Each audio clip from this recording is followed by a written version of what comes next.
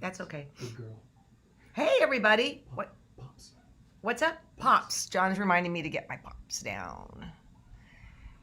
You know, it's easy when I'm just working with my computer type thing. So, anyways, welcome everybody. It is Friday, July 10th, 10 o'clock California time. And it's going to be a real blistering weekend, but and it's overcast right now, so that helps a little. And then it's going to be like low 90s next week when we're taping here. So, let me talk a little bit about that just real quick. No, I'm going to talk about it in the end. All right. So, on Wednesday, I had a lot of information to share with you. And I think if I were you, I would grab a pencil or a pen to write something down that I'm going to share in a few minutes. It's about the Sisters Outdoor Quilt Show. I think you might want to participate. And yes, you can participate. So hang on for that. I want to show you a couple Sequoia quilts. And here's the problem, you guys, is I know I have lost some of your quilts. I know it. So I apologize. If you sent your quilt to me and it didn't get up, it's lost. And I know one in particular, and I'll talk about that when I see a sister quilt of its this morning, all right? So let's take a look at Kathy's. Oh, I always, how many times do I have to do this? Oh yeah, this one reminds me of the one that I lost. So I just think this is so cute. I have to guess that those flowers in the middle are cut out from some fabric that you have. Great job. And then the two birds. And maybe I did show this one. I don't know. Anyways, just so you know that the two birds is the icon that my dad is with me. Whenever I just see two birds, I know he's signaling me a little message like, you're doing well, kid. You're doing it, kid. Just keep doing it. So this one especially put a smile on my face. And the one when I realized I didn't show you one, it was one where a gal put her working dogs in it. Her, I don't know if they're guide dogs. I can't remember exactly what it was, but I thought, oh, that's fabulous. So good place to put your pets and stuff like that, right? So then this is Marcy's, and I love blue and white quilts. Absolutely love them. And I want to note that both of those gals, it's bound. So they are done, man. They're ready to go on to the next thing. So Marcy, I love blue and white quilts. You cannot go wrong with them. And I'm amazed at how beautifully the little red pops of flowers work right in. And it's because, you guys, if you go to the upper left-hand corner and then slide down to the bottom right-hand corner, you can see that your eye is traveling across the whole thing. So thank you, you guys. And again, if I've missed your quilt, just please resend it, all right? So I would like to talk about, one of you suggested something, and I went to Barbara Black. Barbara shepherds our block of the month every year. When Sue Garman passed, she took over for that quilt, and then we did another quilt. I think it was Becky Goldsmith's, and then right now we're doing a quilt of actually Sue Garman's that her family let us like rent for a year or whatever. Well, she's just kind of all over the forum, like a lot. Like I'm not. So, and it's not because I don't care what's going on there. It's just how much can I put into, you know? So somebody came up with a great idea, and it was, let's do a cave mystery quilt subject area in the forum. And I went, brilliant. And I don't know how to set it up. That's how Neanderthal I am with the forum. So what you're going to do, and Barbara has set it up, and you can share your pictures in there and all that. I mean, it's just great. So, and communicate with each other. So let's go to the front page of the website, all right? So I can show you how to get there. And I just want to emphasize here that the current show is the Quilting Masterclass Applique 1, and you can see who's in that class. I think this Sunday it goes into Applique 2. I'm not exactly sure, but I'm pretty sure that's true. Okay, so let's look at this here, and up here there is Connect, all right? Connect will take you down into, and I'm pretty sure you can see my cursor, will take you, when you hit connect, Underneath this, there's forum, okay? Go to the forum, and then you can see right down, second one, it is the Cave Mystery class. So thank you, Barbara, so much for doing that, because this really does give a place where we can share and stuff. And then you're not dependent on my unreliableness, which I'm just proving. So, one thing I want to show you. Club lights on, just so you know. It's now become like everything's okay if I turn my club lights on. So this weekend is the Sisters Outdoor Quilt Show. Well, not as we know it and not as we have enjoyed in the past, but they have really pulled it together, and they've got events that are going on Saturday. Now, the other thing they're doing is they're asking you to hang a quilt outside, just like we've done in the past, take a picture of it and upload it into the gallery so that we can have an outdoor quilt show virtually all over the world. I think this is absolutely genius. But here's why I wanted you to get your pencil, okay? I kept going to the Stitch and Post and I couldn't find it. You know, it's the Stitch and Post in Sisters, Oregon. No, that's not where you're going to find it. You're going to find it at SOQS.org. Sisters Outdoor Quilt Show.org. SOQS.org. .org. If you go to .com, you're going to go to a nasty site. Ask me how I know. So .org. If you want to go to a nasty site, well, there it is. It'll take you to here. And you can see, I love it, they called 2020 Reimagined, and then the virtual quilt show. So it will be a great, I am very excited about this. In fact, today I'm going to figure out which quilt I'm going to hang. So kudos to Valerie Wells, to Jean Wells, to Anne, to everybody who does this, because you guys, I can't even tell you how upset Jean was. I think this would have been the 45th. I'm not 100% sure. But I mean, it's up there. I mean, she is just beside herself. And the way they've pulled up their bootstraps, right on, people, right on. Somebody else emailed me. I'm just going through laundry here. If you are getting the kit Brassica, all right, it's absolutely beautiful.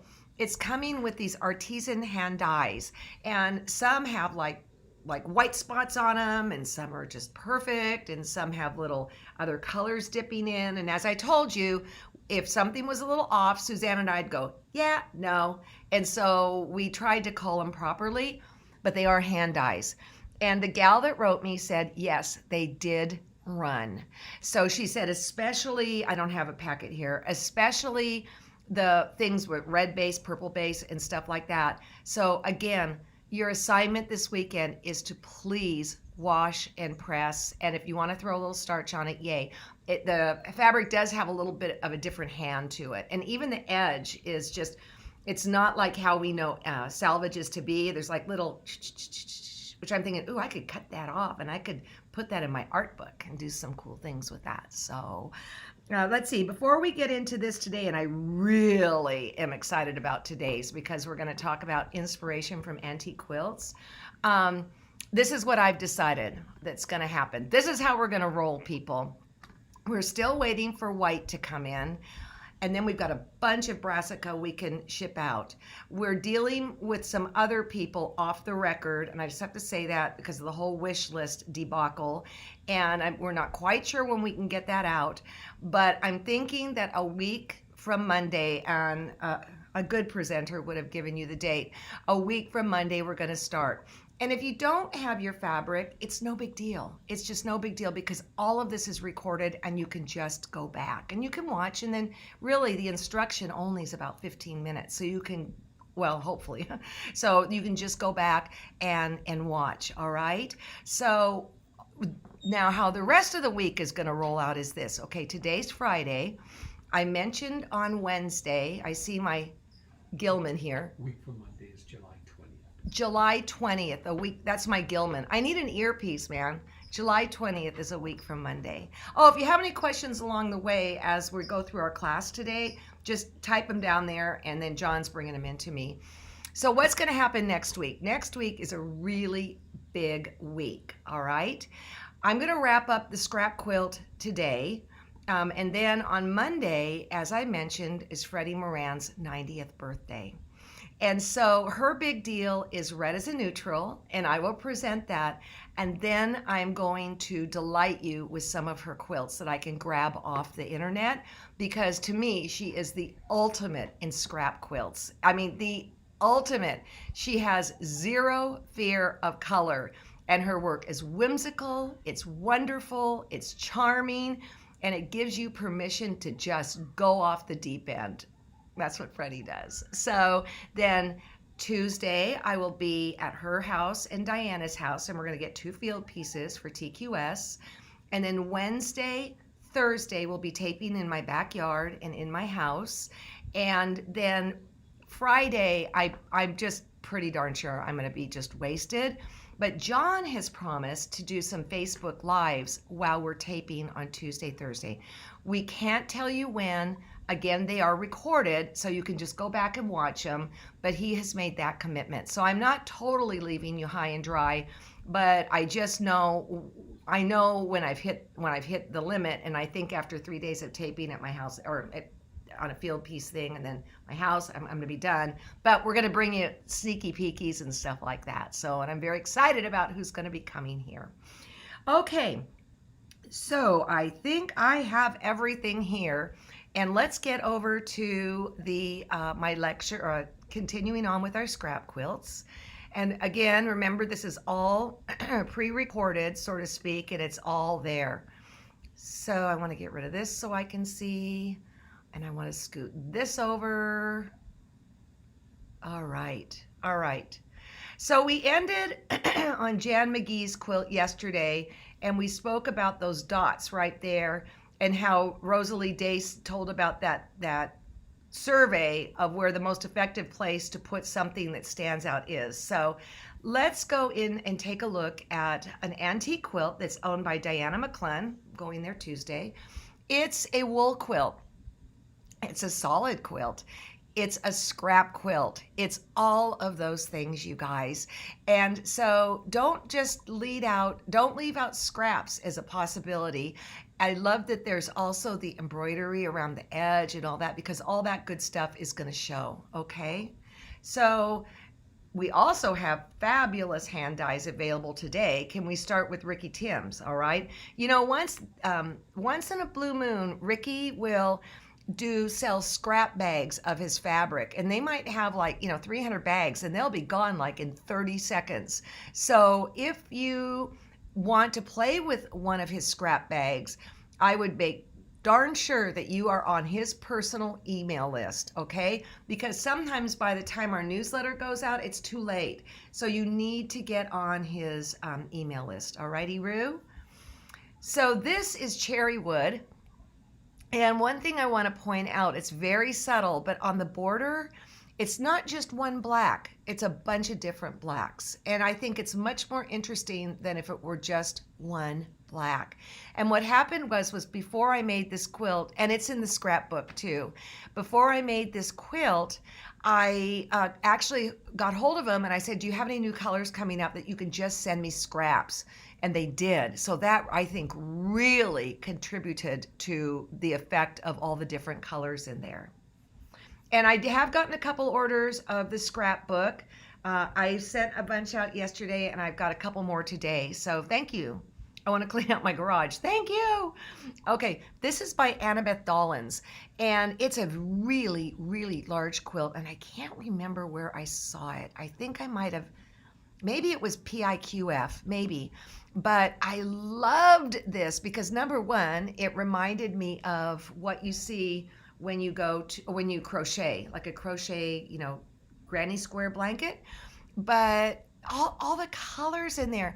And yet it's the brown and the blue and the beige that's grounding the whole thing together. But then let's take a look at the center row. From the left-hand side, let's go over 3. Where the heck did that red come from? And then go over 2 more, the green. And then the bottom row, 1 in from the right, what? I love that because it adds an unpredictability of the whole thing. I love this quilt, and it was with her permission that I can share this with you. So back in the day at thequiltshow.com, well, Edita Sitar has been on, and she's been on, I think maybe 3 times, but I believe it was the first time she was on. She did something with triangles, and people said, "Oh, we want to do a triangle exchange." Our community did it, thequiltshow.com, and so Lilo goes, I'm not. I She could see the writing on the wall with this one. She goes, I'm not running this. So a group of loyalists like Claire down in Texas said, I'll do it. I'll do it. And so when we got to 250,000 triangles that were being exchanged worldwide, she put up the white flag. She said, that's it. Okay. And so people started working with these triangles. I mean, I think there were about 650 participants, and then there was a batik one where there might have been 400 participants. I forget. But anyways, Kim McCloskey made this, and I think this is one of the most stunning scrap quilts I have ever seen. And so what is pulling it together? Okay, number one, she's got that X that is darker value than at 12 o'clock, 3 o'clock, 6 o'clock, 9 o'clock. And again, value is doing a lot of the work. So I just adore this. Kim, congratulations. There were a bunch of quilts that came out from this. And honestly, I'm not quite sure where all the imagery went, which is sad because it was really quite illuminating. Remember, you guys, right now with the COVID special, it's $19.95 for 6 months, and all you would have to do is go and watch a show, go under search, and type in Edita's name, type in scrap quilts, and then it will, I type in Edita, Edyta. I would type in her name, enter her name, and then you will come up with the show, and you can see where all this madness started. And then Ricky and I like autographed a ton, like 650 blocks or something like that. Okay, so here is an antique quilt owned by Diana McClellan again. I'm gonna make this quilt at some point. I haven't committed to it yet. It probably will be when I go away with my girlfriends for a week, because this could just really get on my nerves. But I love this quilt. Again, like the one before, Annabess, horizontally, you'll see strips of color, like starting at the top, the pink, and then you've got the red, and then you've got the blue, and then you've got the black, and then you've got the pink. And so that gives it some structure, so it's not a complete mishmash. I love this quilt. So this is my all-time favorite scrap quilt on the face of the earth. I know on other lectures I've spoken about it here in other classes, and it's Julie Silber's Universe quilt. In fact, she will be here doing a segment with Joe Cunningham. This quilt I love. And I look at it, and I'm assuming a woman made it. It's from the 1800s. In fact, we're actually going to talk a little bit about this quilt when we tape. And it's about taking antique quilts, taking their cues and doing something with it that's modern. And the thing is, I just love this. And then finally I called and asked permission if I could copy it, and Julie said, sure.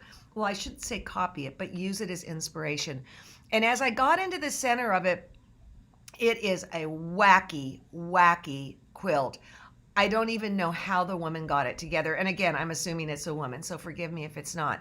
I kind of feel like perhaps she was going through something emotional in her life at that point. But using that as the cue, here's my scrap quilt. I honored the center and then the stars and the 9 patches. But I don't know if I told you this, guys, before. When I went to make this quilt, I decided my 2 bays of fabric weren't good, right? So I went to the quilt shop and I spent $500 on new scraps. Oh my gosh. I instantly became a preferred customer. Just want to say that.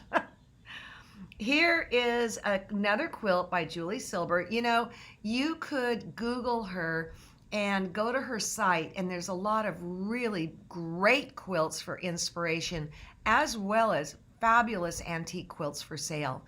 So this one really, really struck me, and I'd like to share with you the quilt that I made from it. Completely different. Let me bounce back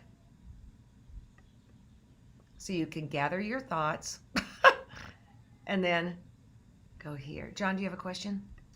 They're owned by. They're owned by Julie Silber. They're not made by Julie Silber. That's funny. She is a quilt collector extraordinaire. I lost my spot. Okay, there it is. Oh, that is so funny, John. Okay. So this morning I got up and John had been playing around on the TQS website looking for antique quilts, and this Delectable Mountains came up, and I love it. Now I look at this and I'm thinking, well, wouldn't you be an interesting scrap quilt in today's fabrics? But I want to point a couple things out. First of all, those stripes are really, really bold. And honestly, I think it adds so much to it in unpredictability, especially the darker ones. And then look how the person scattered the red in. If it were mine now, if I were to remake it, I feel like the red is heavy on the bottom right-hand side on a diagonal. I'd probably get one up there in the left upper corner somewhere, or not necessarily corner, but somewhere there to have my eyes travel all over. But this is definitely a candidate of a quilt I would love to make. Okay, this one is called Live Oak. At first I went, oh, I would love to make this. And then I looked at it and I said, no, not really. I don't want to do all those diamonds. But how unpredictable this quilt is with that yellow. And then the little pink right above it, that background. This is fabulous. Again, this is being recorded, so if you want to go back and look at these, yay. Okay, this is pine burr. I have not made this quilt nor the one above, but I think the yellow is so delicious, I can't stand it. And I would have guessed that it might be too strong, but the fact that it's got the white for the pine burrs that bounce against that yellow is great. And then that inner border of white helps just hold the whole thing together. Postage stamp. Okay, I'm sorry, I shouldn't say she. And I don't know who owns these ones I'm showing you that John found on our site. I do not know. So I think what's interesting here, you got a couple things going on. First of all, you've got that pineapple in the middle. And if I were to do that pineapple, I'm going to tell you right now, I'd be doing it foundation paper piecing. One time I tried to do a pineapple quilt without foundation paper piecing, and the outside ended up being all stretched because there are biases that end up on the outside. So I would definitely foundation paper piece the middle, but then it's very subtle, but it's there. You can see how basically the border is lighter than the body of the quilt, and it's especially evident on the right hand side going vertical, right in here, right there. I don't think I want to make this quilt. So I'll leave it up to one of you. Well, let me show you the quilt I want to make. I almost had a heart attack when I saw this, and John found it. I want to make that. I love that. I love everything about this. And as it says in my notes, it's pre-Civil War. I love this. I love it, love it, love it, love it. And chances are I could find all those patterns in the Quick and Easy block tool. And if I couldn't in the size I wanted, then I would pick something else. So if I were going to make this, I would commit to work on a 6-inch grid. So I would start with a 6-inch 9-patch, and then I would do 4 inches.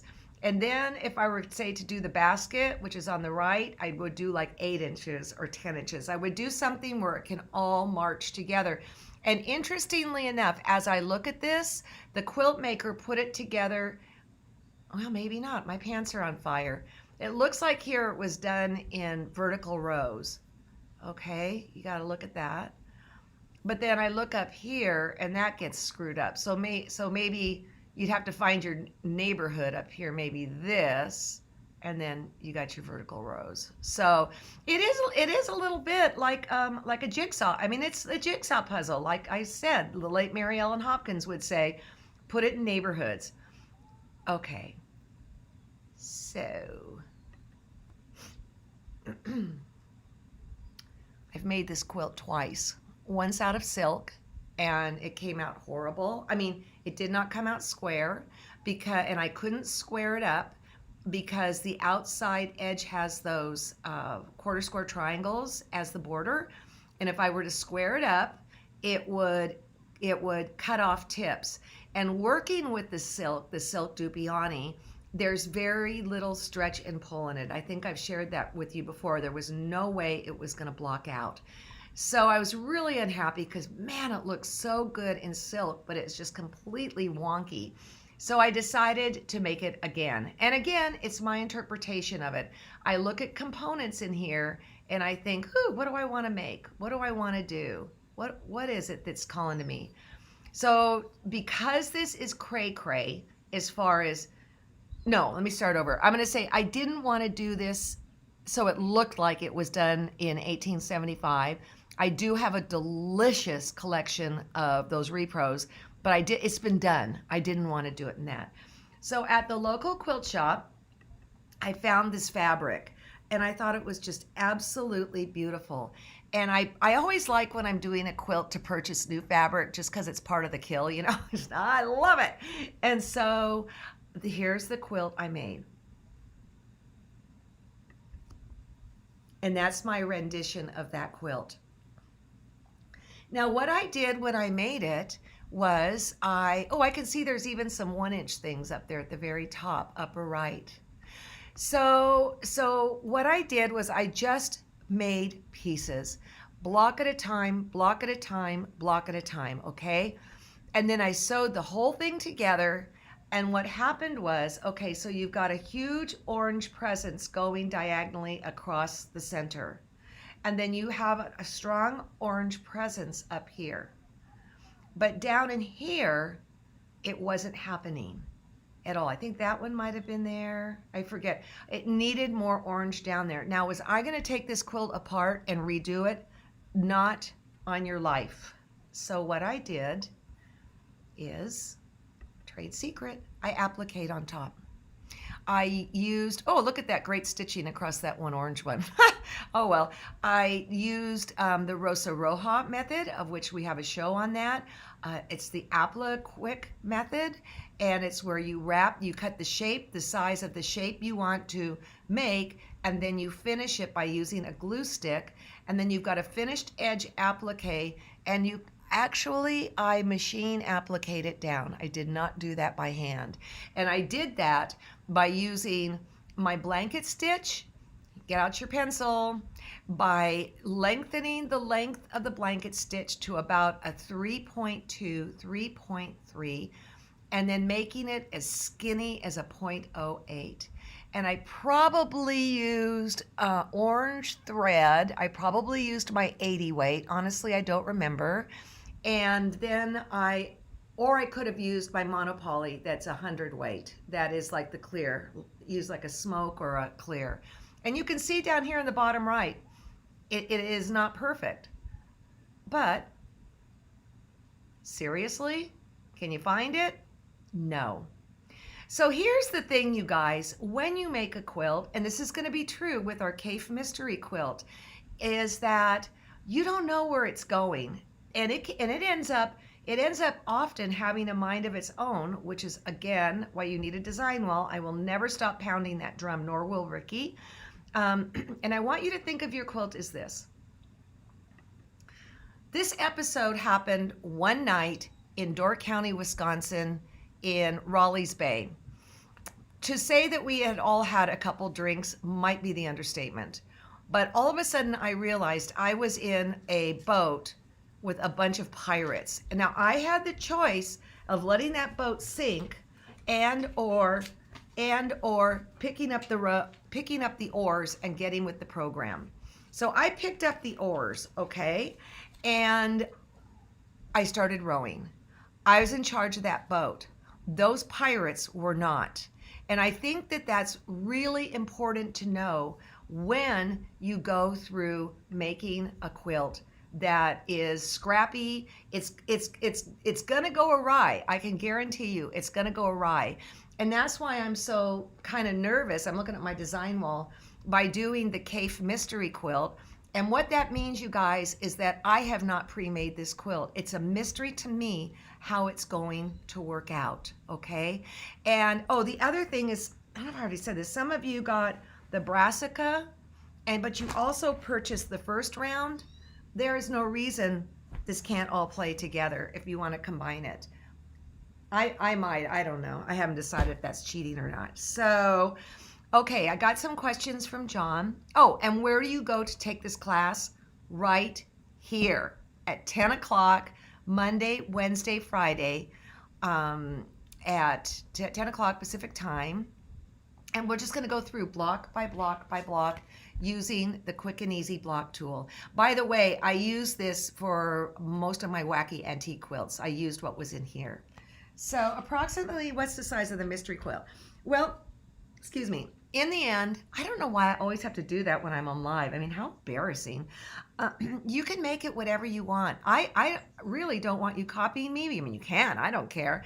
But mine will probably end up the size of a lap quilt just because that's what I do and that's what I whack out. But there is no reason you can't get in this book, because we're going to go through blocks in this book and just go to town making other things, all right? And then other blocks and putting them in. And then the great thing is that we can post them in the forum. I just love that you guys came up with that idea.